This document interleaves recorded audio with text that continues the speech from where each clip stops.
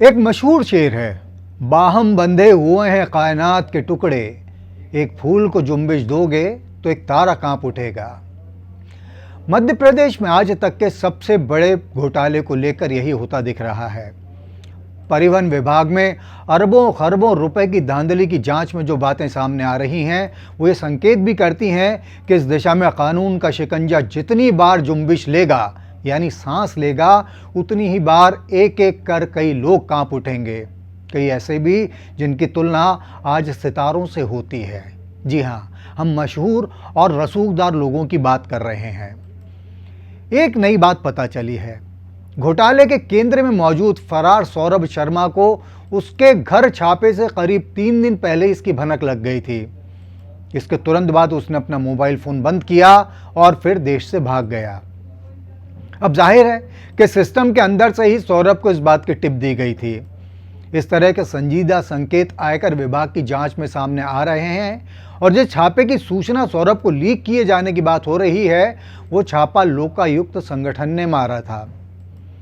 यह तो हुए वो नामालूम सरकारी कारकुन जिनकी करतूत के चलते सौरभ छापे के ठीक पहले भाग निकलने में कामयाब रहा।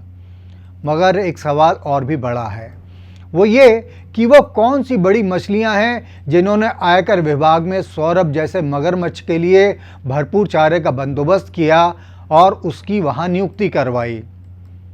कांग्रेस ने हाल ही में फिर आरोप लगाया है कि शिवराज सिंह चौहान के समय परिवहन मंत्री रहे भूपेंद्र सिंह ने सौरभ को संरक्षण दिया था। कलेक्टर ने भी देखिए, जो पूरी नियुक्ति हुई उसमें मुझे लगता है मंत्री का विशेष दबाव था। फिर चाहे ट्रांसपोर्ट कमिश्नर हो श्रीवास्तव जी हो, चाहे उस समय जो भी कलेक्टर थे, मुझे नाम नहीं पता, उन सबकी भूमिका थी। कैसे उन्होंने 8.1 जो नियम है उसकी अवहेलना करी और कैसे उन्होंने उसको संविदा नियुक्ति ना दे करके परमानेंट नियुक्ति दी और विभाग का भी चुनाव उन्होंने खुद ही कर लिया। क्यों भाई, परिवहन विभाग होगा, कोई भी विभाग हो सकता था। तो इसमें कलेक्टर भी दोषी हैं, ट्रांसपोर्ट कमिश्नर भी दोषी हैं, ट्रांसपोर्ट कमिश्नर के जो पीए थे उस समय वो भी दोषी है। और मुझे लगता है ये सारा सिस्टम जो इन सबके ऊपर एफआईआर होगी तो सच का खुलासा होगा और मुख्य दबाव इसमें पूर्व मंत्री भूपेंद्र सिंह जी का था। कटारे बात कर रहे हैं कि किस तरह भूपेंद्र सिंह के दबाव में सौरभ शर्मा को ट्रांसपोर्ट विभाग में कांस्टेबल की संविदा नियुक्ति दिलाई गई थी। हालांकि कटारे के आरोप के बाद भूपेंद्र सिंह ने उन पर झूठ बोलने का आरोप लगाया। सिंह ने यह भी कहा कि कटारे मामले के असली आरोपियों को बचाने की कोशिश कर रहे हैं और उनके आरोप प्रायोजित हैं। सिंह के इस पलटवार के बीच उनका और भी कहा ध्यान देने लायक है, उस बारे में हम आगे बात करेंगे। पहले सुन तो लें कि कटारे के लिए भाजपा विधायक भूपेंद्र सिंह का क्या कहना है। जहां तक हेमंत कटारे जी का सवाल है, ये स्वयं 376 के आरोपी रहे हैं और 376 एक महिला पत्रकार की तरफ से ये केस रजिस्टर्ड हुआ था और उस केस में मुझे मालूम है कि उस एफएसएल के माध्यम से वो जो पॉजिटिव रिपोर्ट थी रेप की, उसको किस तरह से नेगेटिव किया गया, वो पूरी कहानी मुझे पता है।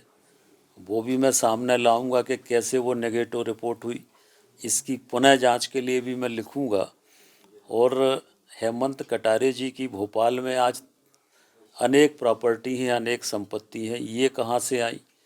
हेमंत कटारे जी का जो आईएसबीटी पर पेट्रोल पंप है, उस पेट्रोल पंप के आजू बाजू में जो झुग्गी झोपड़ियाँ हैं, उन झुग्गी झोपड़ियों में इनके भाई योगेश कटारे के संरक्षण में गांजा बेचा जा रहा है, ब्राउन शुगर बेची जा रही है, तमाम तरह के नशीले पदार्थ बेचे जा रहे हैं।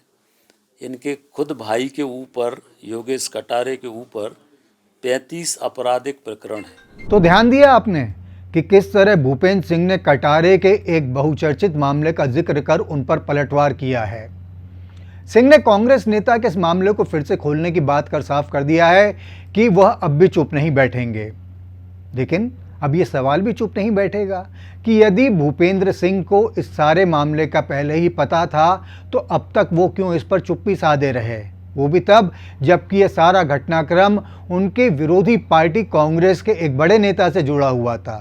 खैर, भूपेंद्र सिंह का ये पलटवार वाली बात हल्के से बदले अंदाज में है, लेकिन बात वही है कि एक फूल को जुम्बिश दोगे तो एक तारा कांप उठेगा।